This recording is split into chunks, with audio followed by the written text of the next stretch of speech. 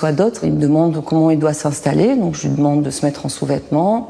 Et quand je ressors de la salle de bain, il est allongé, entièrement nu, à plat ventre, sur son lit. Je sais bien que c'est facile à dire de là où je suis, la tête froide, en regardant une vidéo, de loin, à base de yaka, faucon. En cas d'agression, quelle que soit l'agression, que ce soit une agression crapuleuse pour te dépouiller, le plaisir de passer quelqu'un à tabac qui n'a rien fait, ou une agression est, déjà, tu seras choqué par la violence du truc, à te demander mais qu'est-ce qui se passe, hein, on n'en revient pas, mais pourquoi moi? C'est bête, mais on ne peut pas s'empêcher de se poser la question quand même. Et puis, il y a de fortes chances pour que l'on soit tétanisé. On va passer d'interminables secondes à se dire à soi-même « fais quelque chose, réagis !» Et quand on arrive enfin à bouger, on ne sait pas quoi faire en fait. Donc essaie de bien comprendre ce que je dis là. Pour pouvoir faire face à une agression quelle qu'elle soit, sans vouloir ni les hiérarchiser, ni les minimiser, il faut s'y préparer. Oui, 21e siècle, en l'an 2026, dans une république démocratique, d'une société évoluée qui a aboli la peine de mort, on en vient à dire aux gens qu'il faut se préparer à être agressé.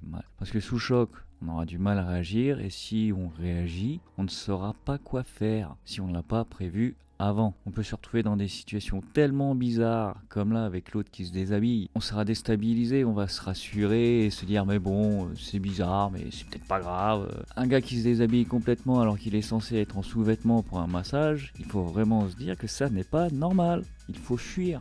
Dans aucun monde il y a une explication à ça. Mais ça, il faut y penser avant. Et malheureusement, c'est pas en face du fait accompli que tu pourras éventuellement avoir cette réflexion. Il faut se le dire avant. Dans les loges, il m'a attrapé, il m'a soulevé de terre, il m'a enfoncé sa langue dans la gorge et il fait 1m90 et je peux rien faire. Même en réfléchissant à la situation, la seule conclusion à laquelle elle est aboutie, c'est qu'il est trop balèze pour elle. Alors que nous, quand on l'écoute, on se dit mais mord-la à pleines dents cette langue. Bon, ne lui arrache pas parce que tu risquerais d'avoir des problèmes pour disproportion. À tête reposée, ça paraît évident, mais pourtant, elle n'y a pas pensé. Oui, on vit dans un monde où il faut se préparer à être agressé, malheureusement. Parce que sinon, on n'aura pas la clairvoyance de trouver des solutions sur le coup. C'est malheureux à dire, mais c'est la pure vérité.